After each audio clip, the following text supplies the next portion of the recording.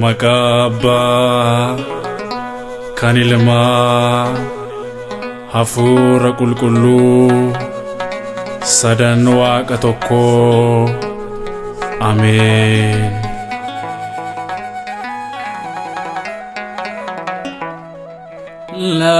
Labsi garani ho labsi ho legota labsi garani ho labsi ho legota ulmawa kaketi noksita ulmawa gagete kami noksita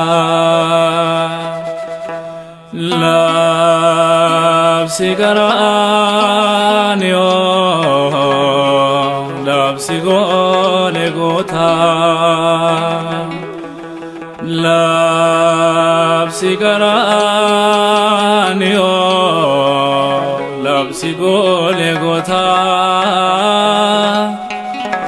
ulmawa gagete akame noksita ulmawa gagete akame noksita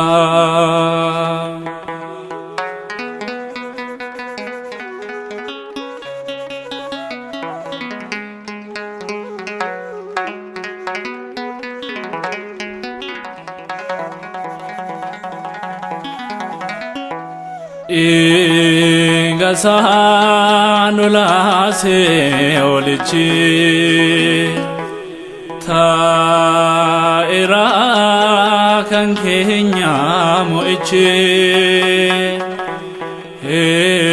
noksen dubado aisa kan falame numul mansa Lumbusa dabarse hanganu flatutti jalala kana en qabu enyumti tikse dugatinni kan du'el mansa qalamu saatini dabbanne galata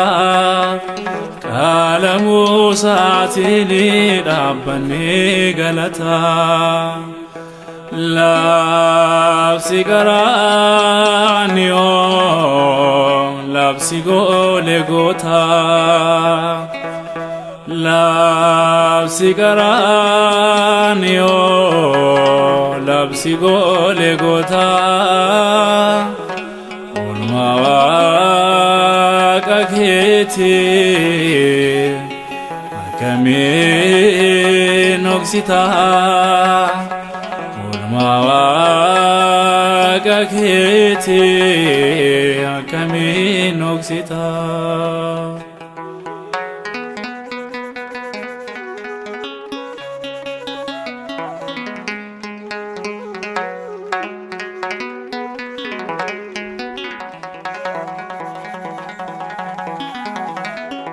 Fano ko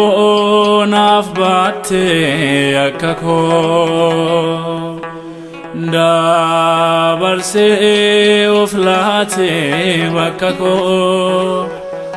jiru ko naftae dutisa awalame nafne makansa Angafni lubotan sikofami Yesus simale enyuda kandina kanesu arsa dugatate guya gafjimata epuke yoni adru garako nanyata epuke yoni adru garako nanyata labsi garani o labsi Golgota labsi Qaraniyoo labsi Golgota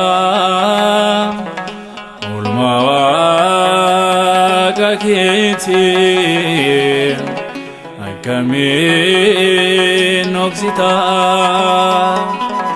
oolmaa Waaqa keetiin akkamiin dhoksita.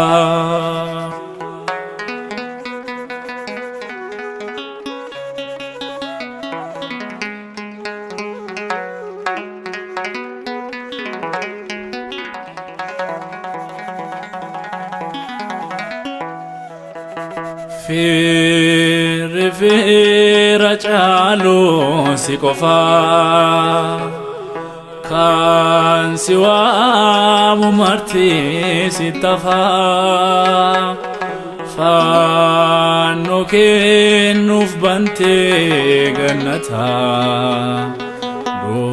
du'aanii nyaatamnu lammata. Dhibbuun kee gaafasii keessa koof dibata waa'ee koof kan baattee ba'aa koo ulfaata ijji koo yoo laalu fannoo jaalala kee tuqeen akka kaasaa labsiin gaarummaa kee tuqeen akka kaasaa labsiin gaarummaa kee.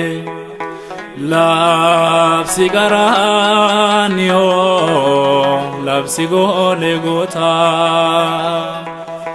labsi Qaraniyoo labsi Golgota oolmaa Waaqa keetiin akkamiin dhoksita oolmaa Waaqa keetiin akkamiin dhoksita.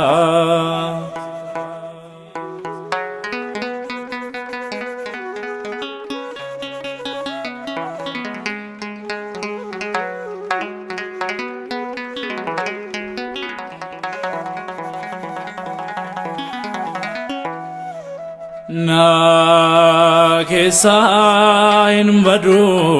maqaansaa biqilee daraaraa fannoonsaa garaa koofan yoomuu siin gannu kan anaaf waadaadhaa yoomiyyuu.